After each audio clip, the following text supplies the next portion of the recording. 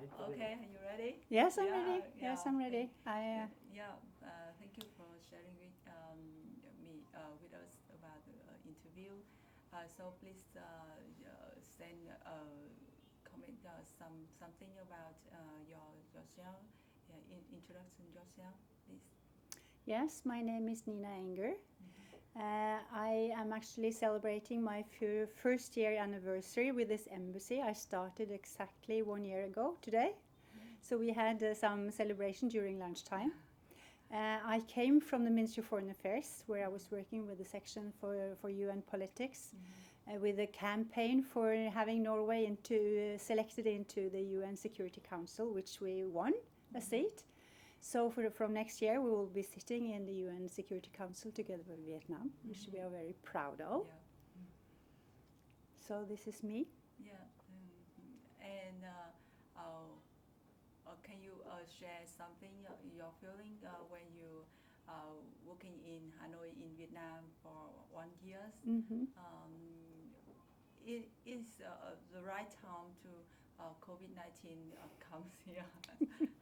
How do you feel? That's a bit challenging. Well, let me tell you where I live and how at least the first 6 months was for me and my husband. We chose to live here in the city, in the French quarters.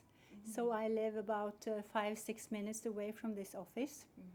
And we live here because we want to sort of have daily life surrounded by Vietnamese people and culture. And we are very, very happy living in this city with all the traffic and all the people and all the noise. My way, my walk to the office is in the midst of an area where there are a lot of people enjoying their breakfast on the pavement. So I walk every morning and sort of join their breakfast coffee and have a look at what their soup is like today. And I begin to recognize people. So it's a very nice walk coming to the office. I feel very uplifted. So living here has been very wonderful for us. We think this is a very authentic and still charming Asian city. Whereas you can see a lot of other Asian capitals has changed to more modern. Here you still have the authentic sense of how this has been forever. When we were hit by the first wave of COVID-19, everybody was confused and sort of unsecure what this was and how to react and how to behave. So here in the embassy, we started by taking all the measures, like having better cleaning of hands, cleaning of the office, using masks outside, trying to inform the local staff. But as I was saying to you, we declared this area as virus-free quite quickly. So we didn't want to wear masks inside. After a while, when the social distancing was implemented, we decided to separate the embassy or split the embassy in 2 teams. Whereas one team was working from home 1 week and the other team was working in the office, and then we switched. So this was alternating. And we realized that this was very good for the local staff who had children at home, because the children had been out of kindergarten and schools for many, many weeks. And taking care of the kids was a strain on the extended family. So for people to be able to work from home was quite a relief for many of our local staff. They were as efficient and delivered on any kind of question or topic. So we didn't feel that we had to slow down our work in any sense, even though we were 2 teams. So it was very, very efficient. Yeah. So how about the how do you especially in Hanoi, to fight against COVID-19 in the past time and now.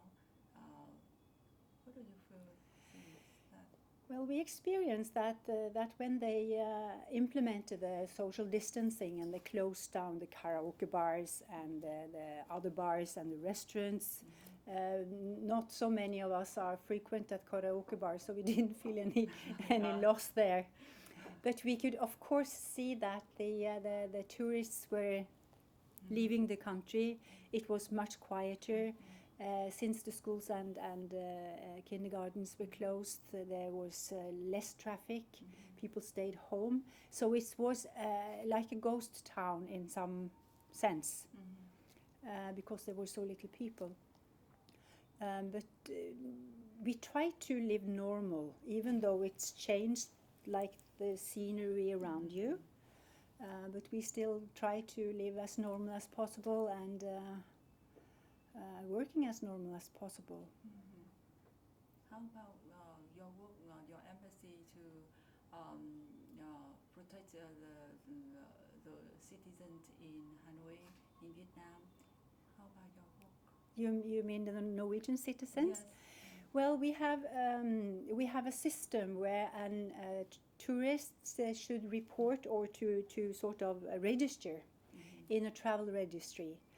So when the first implements from the government came, we sent out mutual information to all the Norwegian citizens, or all the Norwegian citizens, yes, who was here at the time as tourists, and informed them that our government had implemented a travel ban for any non-essential travels abroad, which was for the whole world. Not specifically for Vietnam. And then also the Vietnamese government wanted all the tourists to leave the country. So that was a mutual information we sent out to all the Norwegians that was here. We also sent that to Norwegian citizens who are permanently living here and working here. So they also have the same information to leave the country as soon as possible, go home and put the health strain on your own national capacity and not here. So that was then the mutual information we sent. And we had some contacts from Norwegian citizens to follow up this information, asking more detailed questions. So our policy has been all the time to follow the national regulations that the Vietnamese authorities are implementing, and sharing this with the Norwegian citizens who are here, and asking them to take the precautions and to follow national rules. Being in Vietnam, it's Vietnam rules that is the one to follow. And now all the Norwegian people coming back to their homelands now? Yes, most of them left in March and April already, and some stayed on. So they're leaving all the time, because now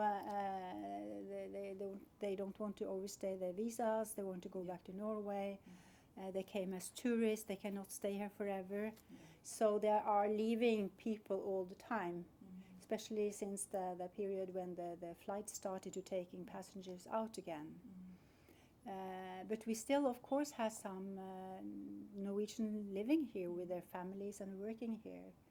So we have some few left, but I don't think that's very, very many people. And I'm the only diplomat who has been here throughout the period. So experience in the time to fight the COVID-19 again. Yes, exactly. It was my plan was to travel to spend my vacation traveling in Vietnam, and then the next wave came. So I have to wait until we are sure that this is over for the second period. But I must say we are very impressed on how the Vietnamese government actually very quick and efficiently took a grip on the situation and